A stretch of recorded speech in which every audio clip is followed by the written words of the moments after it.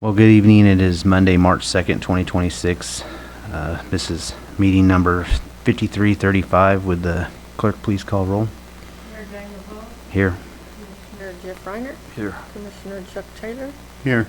Commissioner Rick Sowers, Here. and Commissioner Michael Burns. Here. We have an invocation tonight by Pastor Josh Smith of Cross Connection Church. It's always an honor. Thank you for having me. Let's pray. Lord, thank you for this city that we get to live in and to just be able to build and to serve. Lord, thank you for commissioners and everybody who works for the city.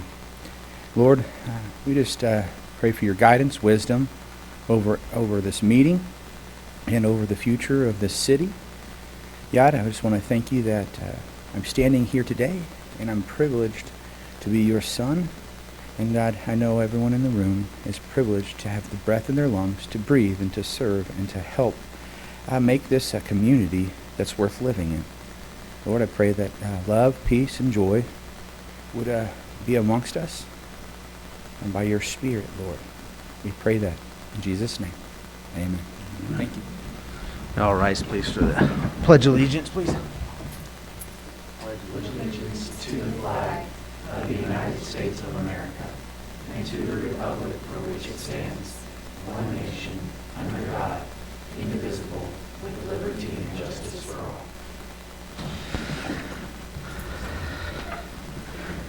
At this time, I will seek approval for the agenda. We had to amend it. We added resolution number 2026-03.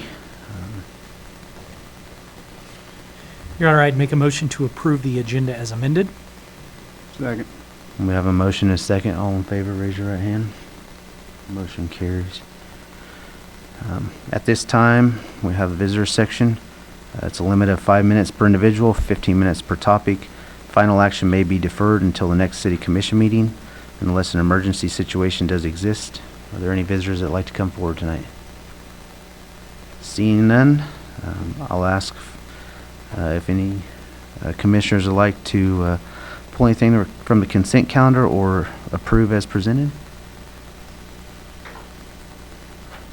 Your Honor, I move to approve the consent calendar as written. Second. We have a motion and a second. All in favor, raise your right hand. Motion carries 4-0. Up first, we have resolution number 2026-03, presented by Roxanne, Assistant to the City Manager. Good evening, Mayor, Commissioners. Looking to seek or have approval of resolution number 2026-03, as well as the associated 2026 CRAB bylaws, or the Cultural Relations Advisory Board bylaws. We are looking to make amendments to resolution 2023-15 with this new resolution, primarily to appoint the Dodge City Main Street Director as a non-voting ex officio member on the Cultural Relations Advisory Board. The Main Street Director has been involved with CRAB in an advisory role since about 2019, when the Dodge City International Festival was first created. Since then, they've been participating in board meetings. They've been an integral part of the board, serving as an advisor. They were part of the planning team for the strategic plan for welcoming and integration, and have just continued to be part of the board since then. So we're looking to make these updates primarily for that purpose. But with the resolution, we're also making some formatting changes just for readability purposes, as well as clarifying that board members are chosen and appointed by a respective entity. We have a lot of board members on the Cultural Relations Advisory Board that aren't city appointed. They represent, for instance, the Community College, Cargill, National Beef, and those entities choose their representative on the board. So just making some clarifications in that resolution. With these updates, we do have to update the Cultural Relations Advisory Board bylaws to reflect those changes, but we're also taking the opportunity to make other additions to the bylaws. These 3 additions include adding the stipulation that board members who miss more than 5 meetings, so they miss more than 50% of the board meetings and therefore don't uphold their responsibilities as a board member, are subject to removal. This isn't an automatic thing. The board would have to vote to remove them, and if they're an at-large member, the governing body would ultimately have to approve that. The other change we're making is adding a code of conduct section. This is something that we've seen other advisory boards and other communities have. So it's more of a standard best practice type of thing. And then the last change that we're also making to the bylaws is just clarifying the process for when board members want to add items to the agenda. And all those updates are reflected in the attachments in that blue text. And if the commission has any questions, I'd be happy to answer them. Are there any questions for Roxanna? The bylaws would be a separate action item? I mean, we got a resolution for that, or you're, It's all incorporated within that resolution. so just approve the resolution and the bylaws will be part of that? That is correct. Paige, do you have anything to add on these? No, Roxana had me review them and approved as to form. Yeah. Your Honor, I make a motion to approve the adoption of Resolution 2026-03 and the 2026 CRAB bylaws. Second? We have a motion and a second. Are there any other questions for Roxanna or further discussion? If not, I'd raise your right hand for approval. Motion carries 5-0. Thank you. Thank you, Roxanna.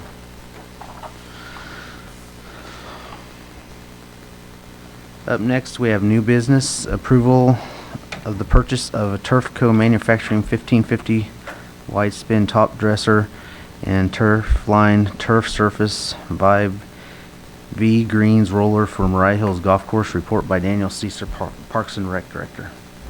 Good evening, Mayor and Commissioners. Tonight I'm here requesting your approval of a Turfco Manufacturing 550 wide spin top dresser in the amount of $14,975, as well as a Turfline True Surface Vibe V Greens roller in the amount of $14,500. Both items would be purchased from Van Wall Equipment for a total amount of $29,475 for Mariah Hills Golf Course. Mariah Hills relies on a wide range of specialized equipment to maintain the course throughout the year. At this time, the course is in need of a new sand top dresser and a greens roller to support the putting green maintenance around the course. The Turfco 550 wide spin top dresser features an adjustable application rate, variable speed width, allowing staff to cover more surface area when utilizing it with fewer passes. Also has a larger hopper design, and spinning angle is changed to reduce the need for brushing the sand into the turf. The Turfline Vibe V Greens roller is a vibrating roller designed to smooth putting green surfaces while allowing operators to select the level of vibration applied, making the ground move outward rather than downward, creating compaction. Both attachments are compatible with the course's existing utility vehicles and greens mower, allowing for a smooth transition. Currently, the course has a 1998 Toro top dresser and an early 2000s model vibratory roller, both of which have exceeded their expected life and would be sold at auction. There is $35,000 budgeted for these purchases in the capital equipment program for the golf course. I believe you have the quotes and descriptions of the equipment, and I'd be happy to answer any questions. I assume there's not very many vendors for these. It's kind of a specialty. The vibratory roller, they are the last company that make an attachment that will actually attach to your greens mower. Everybody else makes a standalone roller that is very expensive, so this is a much cheaper option to accomplish the same goal without having to have an additional piece of equipment. You guys service this yourself, or? Correct. Yeah. Yep. Are there any other questions for Daniel? My question would be for Nick and Nicole. I know we're in a spot where we need to cut some things from the capital improvements budget as a result of our revenue neutral rate process last fall. Have you guys visited and started to identify what we're going to need to pull? I mean, I guess this kind of, to me, seems like more of a circumstance where we need police safety things. We need those, and this seems like more of a want to me. So, On these items, these really won't impact the necessary moving forward. As of right now, looking at the equipment replacement plan, all the vehicles for the police department, all their MDTs, everything, and the fire department, all those purchases have been approved pretty much for the whole year. And so they're taken care of. It's going to be delaying some other construction projects that a one-year delay is not going to hurt anything. Also potentially looking at not filling a position in the admin section, which we can take care of and manage for the year. And then also there's other equipment purchases such as pickups, plows, other things that we could put off purchasing for another year.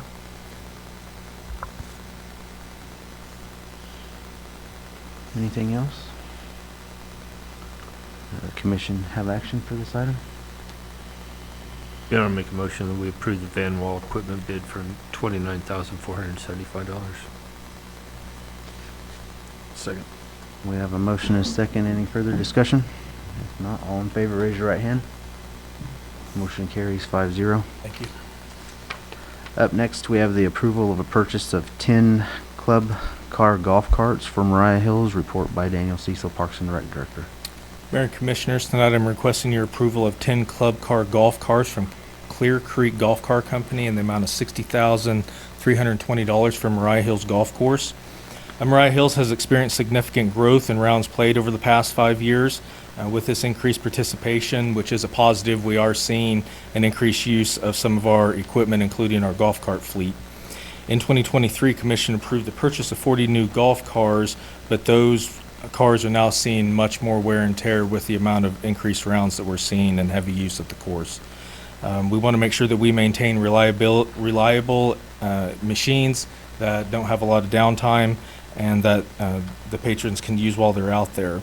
And so we would like to implement this plan, which would be the start of it, to purchase 10 golf cars every year to make sure our fleet is up to date and current, under warranty as well, so we are not experiencing any issues.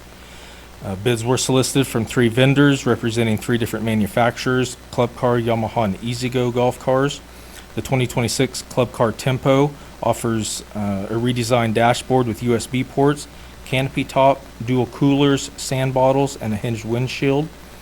It also has aluminum frame, composite chassis, and wraparound bumper, which is well suited for these high use areas.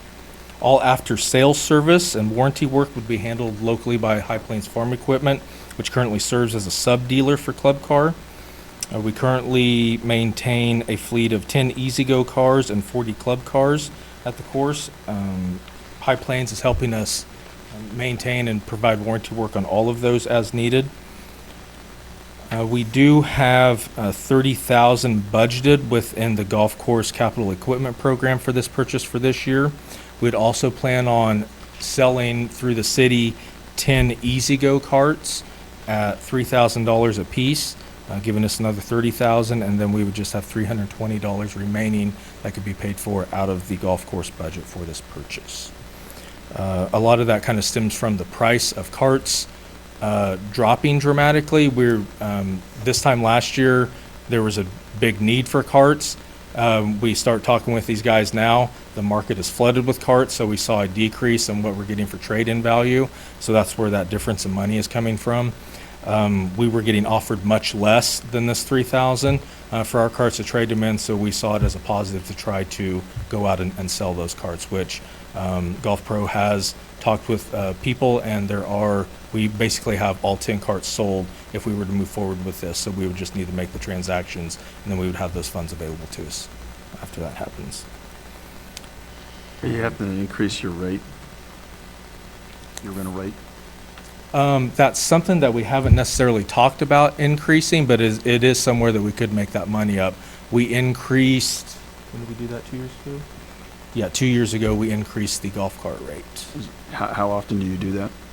We kind of look at what everybody around us is doing, and we try to kind of stay in that upper middle. You know, we don't ever want to get too high or too low, just trying to stay within the pack of everybody, and that's typically how we do that. Once we adjust, we kind of drop down, then we'll bring it back for approval and reconsideration. I guess if we get rid of these, what does that look like tournament-wise? Because I assume they still bring carts out for tournaments. We don't have enough. I mean, yeah, there are a certain number of tournaments every year where we are going and renting carts for those. I don't think the number of tournaments that we're doing that justifies trying to keep 10 more carts. We're just not at that point yet. We continue to see round increases, maybe, but right now, cost-wise, we're money ahead to go ahead and rent them right now. Now, we could look at other options like a seasonal lease or something like that. We could jump in there and have cars that are there, our busy season from April to September or something like that if we wanted to, and that would get us through that time, and maybe that's a little more beneficial.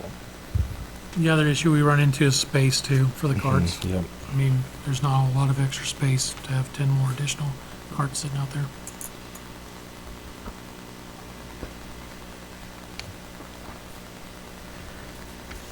Are there any other questions for Daniel? Is there any action from the commission on this?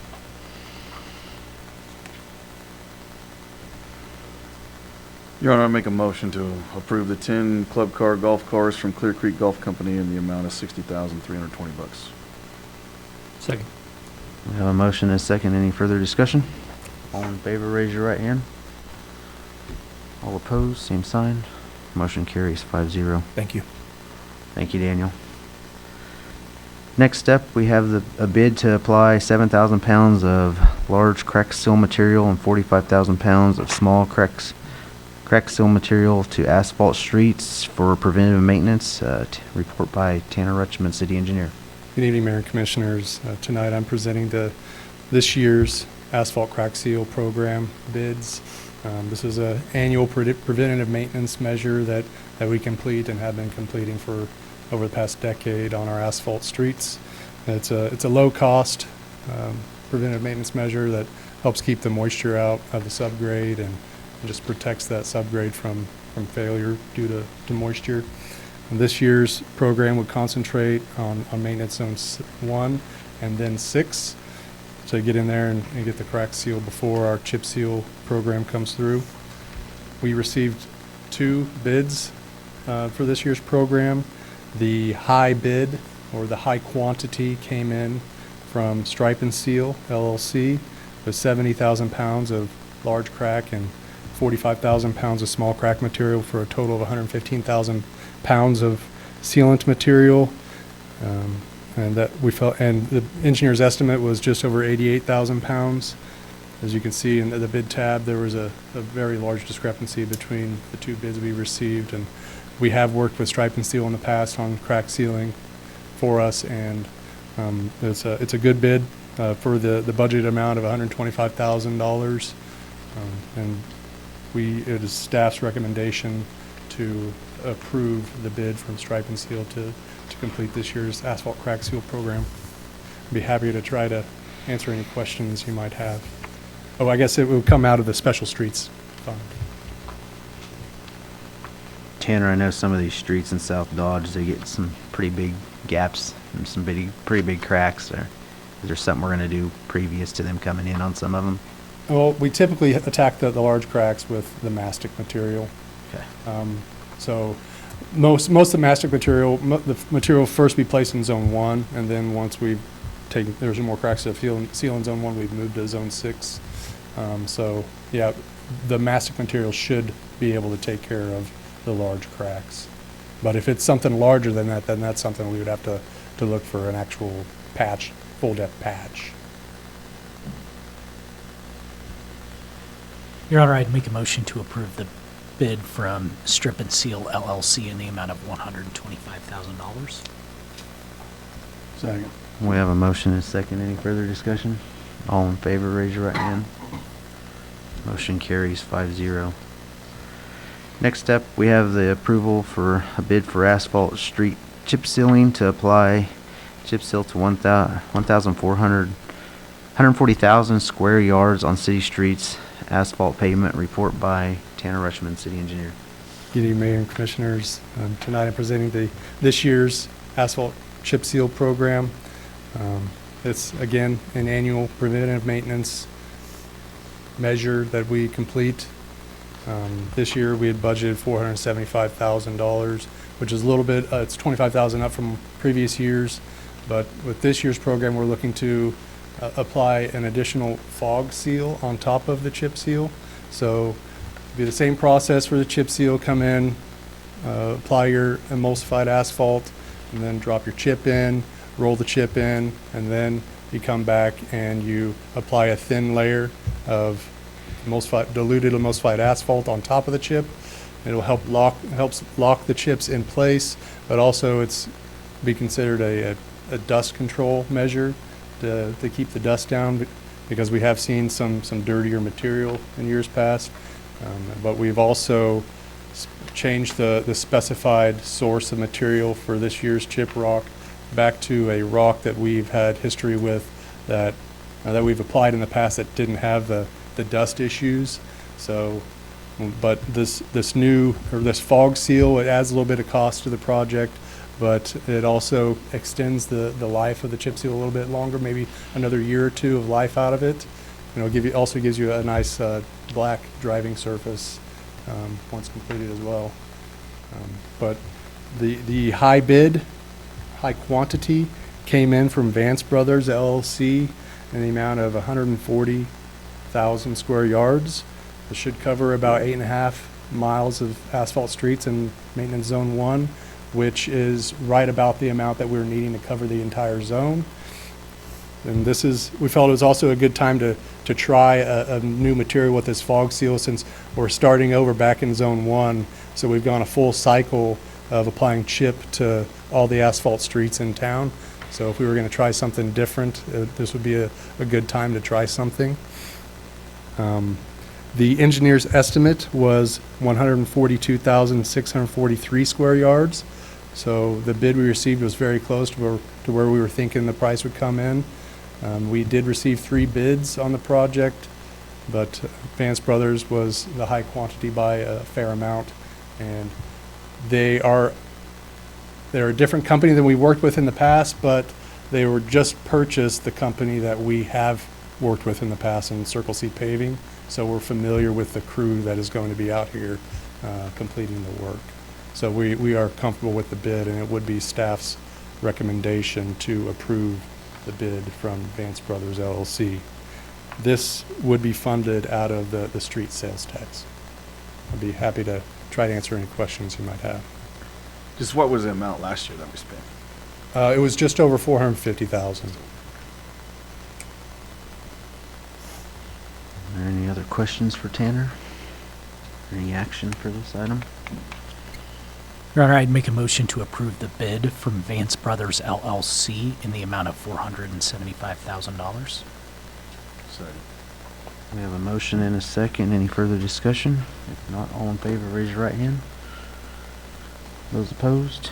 Motion carries 5-0.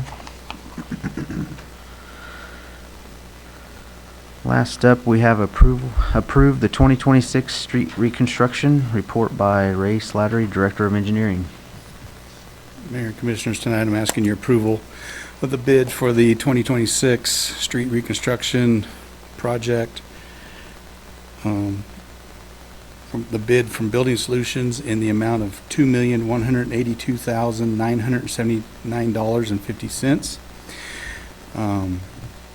The engineer's estimate for this project was $2,575,890.25. This will be the third round of residential street reconstruction projects we've been able to do with the street sales tax fund, which started collections in April 1st of 2023.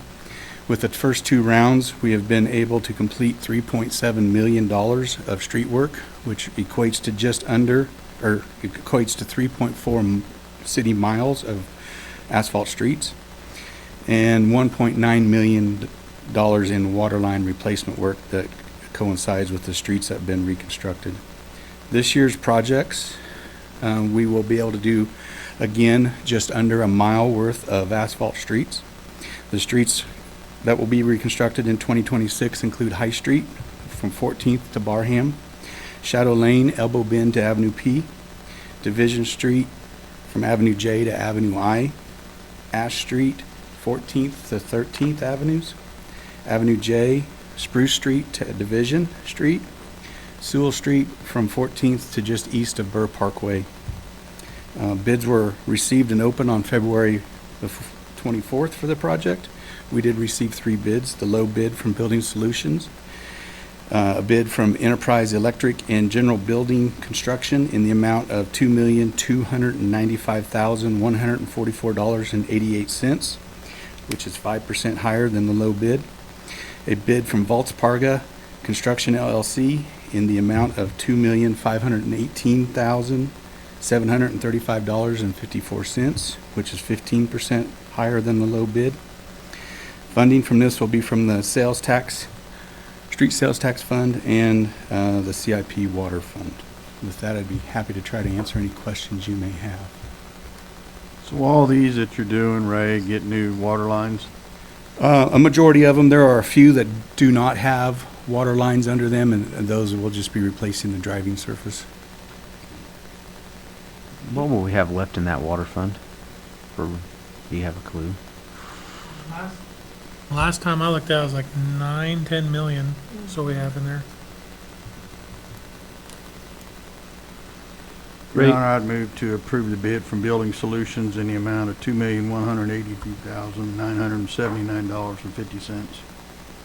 Second? We have a motion and a second. Is there any further discussion? You had a question. When the contractor's finished, is there language in the contract that talks about a drivability score of the road surface that they put down? Currently, we do not, but in the past, we have had. And we Why? can put that back. Yeah, why have we taken that out? One thing is typically you end up having to bring in a grinder and smooth up or to grind off the high points. Yeah. You still end up with the depressions or the low points. And when you do grind a surface like that, asphalt or concrete, there's a visible scar left on the surface, and also it does shorten the lifespan because you've opened up that surface to kind of a Freeze area thaw. for water to get to. So What's our ability to negotiate that quality of work then? I mean, it just seems like we don't have. Honestly, Comanche Street's smoother on the old stuff than it is on the new stuff, in my opinion. I don't know if that's true or not, but when you go down that step, it's pretty bumpy for a brand new road. okay. How do we hold any vendor responsible to give us a drivable surface that's smooth? I mean, as part of the finishing operation, they're supposed to be using a straight edge, and we do witness that. Okay. And that's supposed to take out the high points and the low points. On some of the streets that do have the large curves, Yeah. crests and dips, it's the Hard to get the straight edge there. 15-foot straight edge is hard to run through there without gouging out some areas and such. But we can look at putting the profilograph spec back in. Yeah. It'll be an increase in prices, but that's fine. We can do that. Yeah. I just think, if we're spending $2 million on roads every year, that somehow we're going to have to get into a quality level that we want them to achieve. I just don't think that, at least in my little bit limited driving on some of these newer streets, that they're reached that level that we used to get out of roads. So I just don't know. It just seems like it's not there yet. Okay. That's all, Your Honor. We got a motion. Do we have a second? Or We had a second, yep. I had one question. When does Building Solutions, if they're getting started middle of August, do they have kind of an anticipated date, or are we going to start carrying some sizable funds in this? As far as Finish date. finish date, in the specifications, we indicated that they needed to be done by the end of March of '27.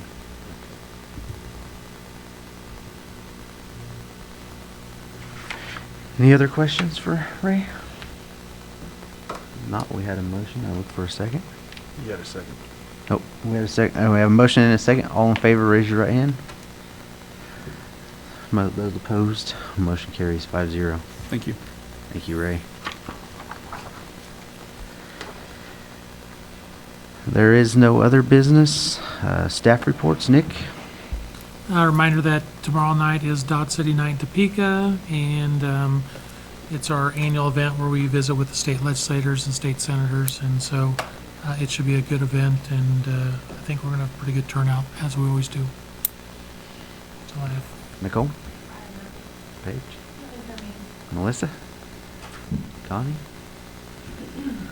Well, seeing no other, this time I would ask for the executive session. Your Honor, I'd move that the City Commission recess into executive session pursuant to exception found in KSA 75-4319B2. The justification for closing the meeting is to consult with an attorney on matters deemed privileged to the attorney-client relationship. The open meeting will resume in the City Commission chamber in 60 minutes at 8:31 p.m. The meeting will include all present commissioners, City Attorney Paige Gilmore, Director of Engineering Ray Slattery, City Engineer Tanner Rutschman, and City Manager Nick Hernandez. The City Commission will not take action upon returning to open session and prior to adjournment. We have a motion. Do we have a second? Second. We have a motion and a second. All in favor, raise your right hand. Motion carries 5-0. The City Commission is in executive session.